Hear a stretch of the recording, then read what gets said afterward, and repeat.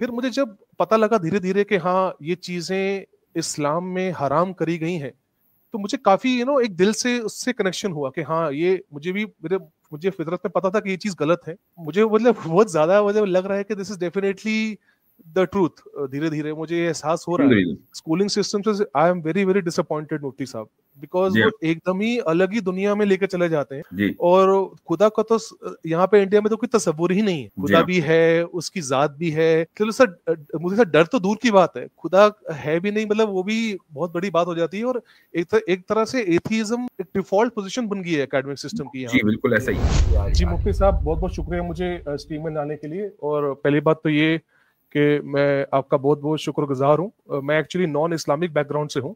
जी। और मुझे इस्लाम के बारे में कुछ भी नहीं पता था अपने most of my life actually. Hmm. और आपकी स्ट्रीम्स ने काफी मुझे हेल्प करी है to understand what is Islam, उसकी थियोलॉजी क्या है, कॉन्सेप्ट्स क्या हैं। और मुझे मतलब काफी हेल्प मिली है to understand, to get a proper understanding. और otherwise before coming before seeing your streams I had a very twisted understanding of the faith.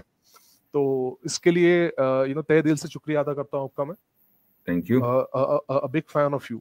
और मुफ्ती साहब ये भी है कि क्योंकि मैं जैसे इंडिया से बिलोंग करता हूँ और नॉन इस्लामिक बैकग्राउंड रहा है मेरा। और जैसे मेरी जो स्कूलिंग भी रही है वो उस एनवायरनमेंट में रही है जिसमें alcohol was very normal and gambling was normal. In fact यहाँ पे त्योहारों में भी लोग गैम्बलिंग करते हैं। हम्म। तो ऐसे मैंने अपने जिंदगी को बहुत ही गौर से देखा और उस पर थोड़ा थोड़ा इंट्रोस्पेक्शन किया।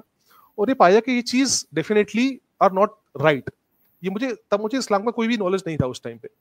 और फिर मुझे जब पता लगा धीरे धीरे कि हाँ ये चीजें इस्लाम में हराम करी गई हैं, तो मुझे काफी एक दिल से उससे कनेक्शन हुआ कि हाँ ये मुझे फितरत में पता था कि ये चीज गलत है। और ये भी मुझे इस स्क्रिप्चर में नजर आ रही हैं चीजें। हम्म। तो धीरे धीरे करते करते मुझे बहुत समय लगा to carefully study the scripture and your lectures. And मुझे मतलब बहुत ज्यादा मुझे लग रहा है कि this is definitely the truth. धीरे धीरे मुझे ये एहसास हो रहा है। अल्हम्दुलिल्लाह। एंड मुफ्ती साहब ये भी मुझे मैं कहना चाहूंगा कि स्कूलिंग सिस्टम का बहुत बड़ा हाथ रहा है to to distort the thinking. Because बिल्कुल। स्कूलिंग सिस्टम से I am very very disappointed मुफ्ती साहब, बिकॉज जी हाँ, वो एकदम ही अलग ही दुनिया में लेके चले जाते हैं।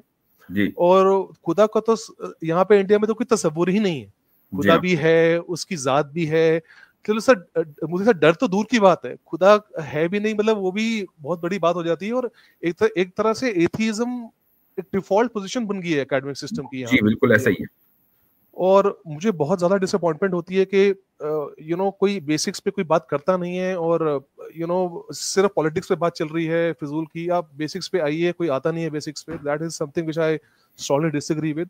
भाई और आप ये स्कूलिंग देखें कि इंडिया की सूरत हाल ये है, आपकी बात काट रहा हूं, कि जावेद अख्तर के जिनको शायरी करनी चाहिए थी और बॉलीवुड के लिए गाने लिखने चाहिए थे, वो एथीज्म पर और खुदा के एग्जिस्टेंस पर और मोरालिटी पर लेक्चर देते फिर रहे हैं। और दुनिया है कि ताली बजा रही है, उनका ऑडियंस में सब नौजवान है यूनिवर्सिटी कॉलेजेस के, वो खूब उनके बड़े बड़े बड़े फैन हैं। और उनके जो दलाइल हैं, बाज मरतबा में उनके एविडेंस जो उनकी कभी कभी क्लिप्स आ जाती हैं वो सुनता हूँ, बच्चों के खाली से नहीं, ऐसा कि जैसे एक आदमी वैसे ही थोड़ा बहुत उसको एथिज्म या मोरालिटी या रिलीजन की अंडरस्टैंडिंग होती है। तो जो उसका इब्तदाई फेज होता है वो जावेद अख्तर का फेज है, और उस पर लोग इतने उनसे मुतासिर हैं। तो मुझे बड़ी हैरत होती है कि एजुकेशन सिस्टम ने क्या प्रोड्यूस किया है। जी जी मुफ्ती साहब। और मुफ्ती साहब ऊपर से बात यह है कि जो एकेडमिक सिस्टम में सिर्फ हमको जॉब्स के लिए तैयार करिए, मतलब जॉब्स के लिए तैयार करते हैं। और फिर ऊपर से फिर उसका हमको फिर लोन लेने के लिए भी मतलब मजबूर किया जाता है। इतनी महंगी एजुकेशन है, तो उसमें फिर हमको ईएमआई में भी हम फंस जाते हैं जाके। फिर उसमें मैंने भी रियलाइज किया कि ईएमआई हम भर रहे हैं पूरी जिंदगी। और मजबूरन अगर हमको जॉब पसंद भी नहीं है तब भी हमको उस पर इंटरेस्ट देना पड़ता है। तो मुझे वो सिस्टम बिल्कुल बेकार लगा। और जी फिर जब मैं इस्लाम की तरफ आया मुझे लगा अरे ये सूद भी हराम है। मुझे जी वो हाँ। शौक लग I was shocked. I was actually shocked. तो मुझे लगा यार ये तो कुछ ज्यादा ही मतलब बॉक्सेस टिक होते चले जा रहे हैं मुफ्ती साहब। ये मेरे पूरी जिंदगी का मैं आपको एक बहुत मुख्तसर से बता रहा हूँ ये कैसे मैंने रियलाइज किया है इसको। तो ये एक एक बॉक्स टिक होता चला गया जैसे जैसे मैं जीवन जीता चला गया कि ये तो पूरा एकेडमिक सिस्टम शुरू से ही खराब चल रहा है।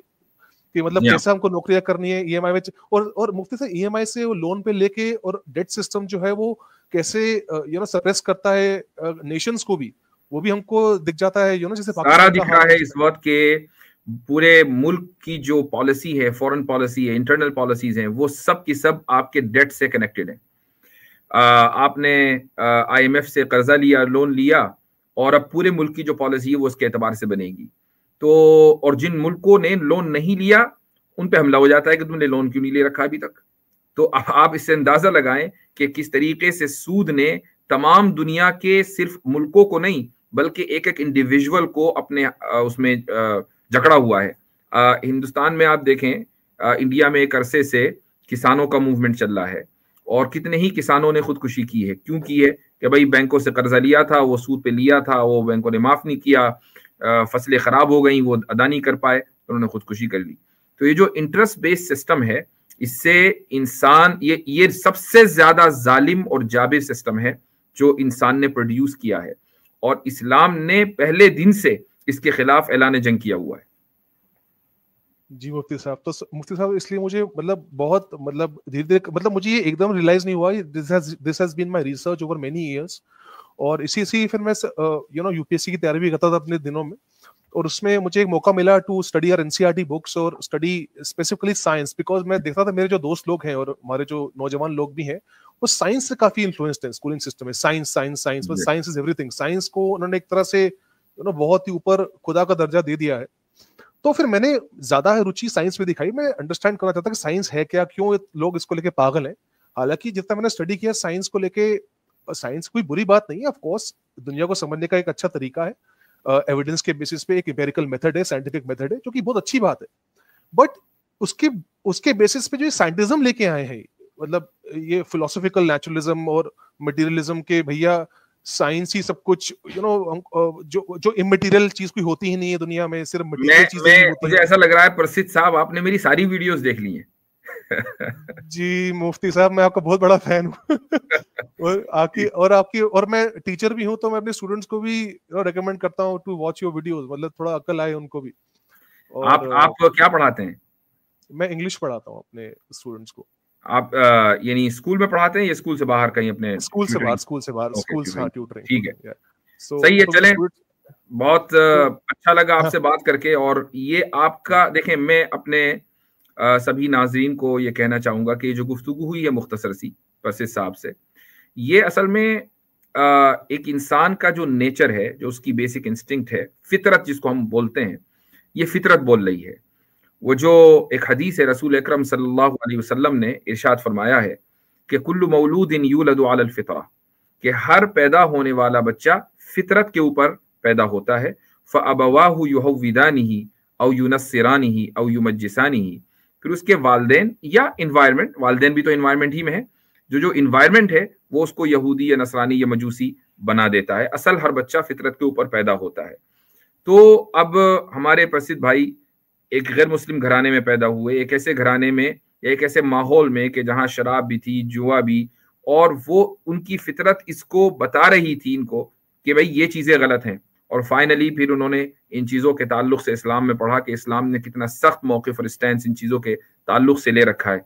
ये एथीज्म के खिलाफ हैं, ये कैपिटलिज्म के खिलाफ हैं, ये साइंटिज्म के खिलाफ हैं। ये सब क्या है? ये फितरत है इंसान की। और इस्लाम के ताल्लुक से कहा जाता है कि इस्लाम दीन फितरत है। ये इंसान की उस नेचर को, उस फितरत को, उस इंस्टिंक्ट को अपील करता है कि जो परसिद साहब के अंदर हमने देखी है। और परसिद साहब अकेले नहीं हैं, बल्कि एक बहुत बड़ी तादाद है गैर मुस्लिमों की, उन लोगों की जिन्होंने गैर मुस्लिम माहौल में आंखें खोली हैं, जो इन चीजों को गलत समझते हैं।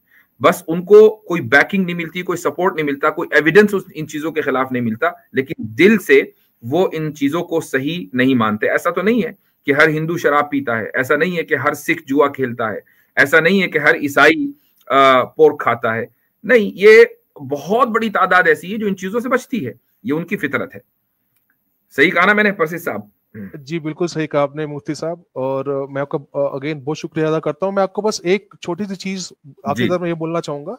मैंने थोड़ा सा एक्चुअली मैंने काफी रिसर्च करी है अपने स्कूलिंग सिस्टम पे, जी और क्योंकि साइंटिफिक, बिकॉज मैंने देखा कि हमारे नौजवानों का जो रुझान है वो साइंस की तरफ बहुत ज्यादा है, तो मैंने साइंस पे पर्टिकुलरली बहुत ज्यादा रिसर्च करी है। और क्योंकि जब मैं यूपीएससी की तैयारी करा करता था, उसमें उस टाइम पे यूट्यूब पे मैं आई यूज टू रिसर्च, और उस टाइम पे एक टॉपिक आता है, फ्लैट अर्थ का टॉपिक आया यूट्यूब पे ऐसे ही, और बहुत पॉपुलर भी हुआ।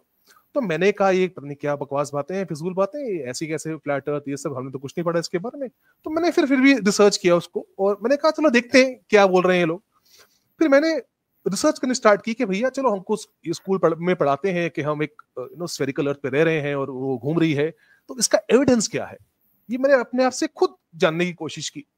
और फिर मैंने साइंटिफिक मेथड को पढ़ा कि साइंटिफिक मेथड हमारा एक्सपेरिमेंट पे बेस्ड है, ऑब्जर्वेशन पे बेस्ड है।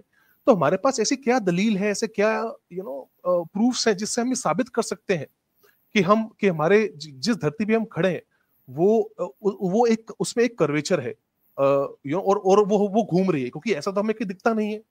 और फिर मैंने इसके संबंध में बाकी टेक्स्ट भी पढ़े, और मुझे बाकी टेक्स्ट बुक्स में भी मुझे कहीं ऐसा एविडेंस नहीं मिला।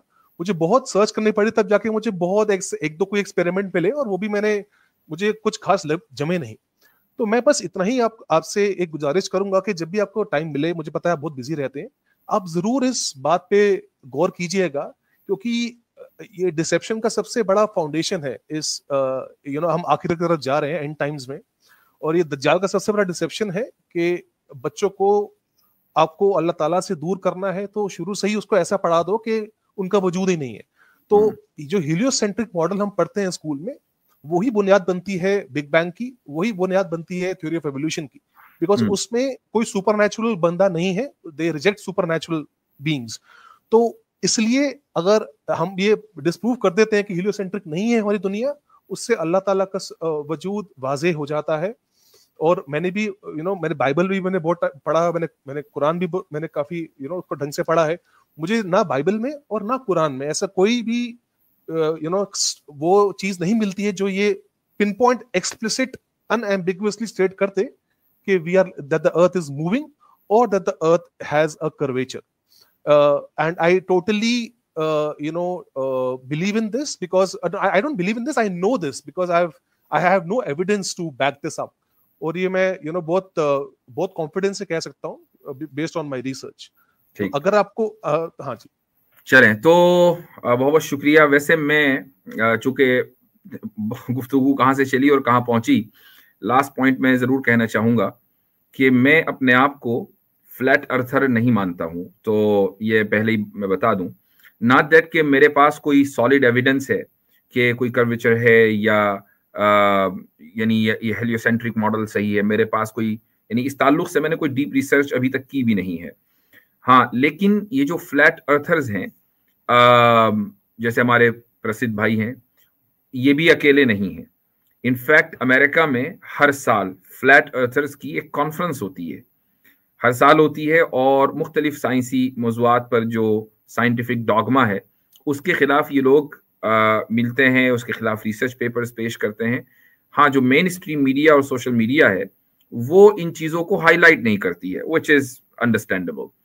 तो यहाँ सिर्फ बताने का मकसद ये है कि हर चीज को समझने के दो पहलू होते हैं, तो दूसरे पहलू को मुकम्मल नजरअंदाज नहीं करना चाहिए, उसके ताल्लुक से अपनी रिसर्च को जारी रखना चाहिए। इस्लाम की इस ताल्लुक से क्या पोजीशन है? इस्लाम की इस ताल्लुक से कोई पोजीशन नहीं है।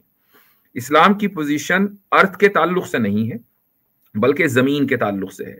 जिस जमीन पर मैं, आप और हम सब उठते बैठते चलते फिरते हैं, वो जाहिर है कि हमारी निगाह के सामने फ्लैट है, उसमें कोई कर्वेचर तो है नहीं। जिस प्लॉट के ऊपर आपने मकान बना रखा है उसमें कर्वेचर होगा तो आपका मकान ऐसे होगा, बिल्कुल आधा इधर आधा उधर, और आप टेढ़े चल रहे होंगे लेकिन ऐसा नहीं है। आप आराम से, अल्लाह ताला ने उस जमीन को जो आपके लिए गहवारा बनाया है इंसान के लिए, उसमें वो आराम से उठता है, बैठता है, चलता है, फिरता है, मकान बनाता है। तो उस जमीन के ताल्लुक से कुरान करीम ने वाज़ेह अंदाज से कहा कि ये फ्लैट है, और कोई भी आदमी इसका इनकार नहीं कर सकता चूंकि हमारी निगाहों के सामने है। इस पूरी अर्थ के बारे में इस्लाम ने कोई नुक्ता नजर नहीं दिया है सिवाय सूरह यासीन की एक आयत के कि जिसमें अल्लाह ताला ये फरमाता है कि कुल्लुन फी फलकिन यसबहून, के फलक में यानी स्पेस में हर चीज तैर रही है, हर चीज कुल्लुन। तो ये चंद आयतें हैं। बाकी क्या इस्लाम की पोजीशन फ्लैट अर्थ वाली है या हीलियोसेंट्रिक है, इस ताल्लुक से इस्लाम की कोई फाइनल पोजीशन नहीं है। ये साइंस का मैदान है और साइंस को इस ताल्लुक से अपनी पोजीशन वाज़ेह करनी चाहिए। ठीक है जी मुफ्ती साहब, थैंक यू सो मच मुफ्ती साहब, थैंक यू।